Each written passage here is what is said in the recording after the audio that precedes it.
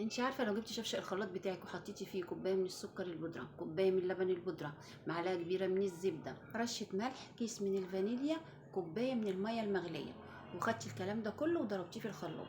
ولو مفيش خلاط ممكن بالمضرب اليدوي او بمعلقه، وطبعا مفيش بيت مفيهوش خلاط. هناخد الكلام ده كله ونضربه معانا في الخلاط، وبعد ما نضربه بجد النتيجة هتصدمك لان حاجة بتجيبيها غالية جدا بتعمليها في البيت باسهل واوفر طريقة، وبثلاث مكونات بس، وما بتاخدش اكتر من دقيقتين في تحضيرها، وبتنفعنا كتير في عمل الحلويات بكل اشكالها والوانها، وبتنفعنا كمان في عمل الايس كريم. عملنا النهارده الحليب المكثف باسهل واوفر طريقه في البيت، وبمنتهى السهوله ومنتهى البساطه، والنتيجه مفيش ولا اروع. وطبعا هو خفيف كده لان احنا حاطين عليه ميه مغليه.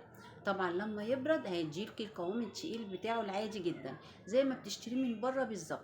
هنعمل بيه احلى واوفر ايس كريم ممكن تعمليه في البيت. طبعا بنستعمله في جميع انواع الحلويات وكمان الايس كريمات. وطبعا زي ما انتم عارفين الجو حر جدا، واحنا كل يوم بنبعت نشتري ايس كريم. عامله لكم وصفه ايس كريم حلوه جدا من غير اي مواد حافظه وطبيعي 100%.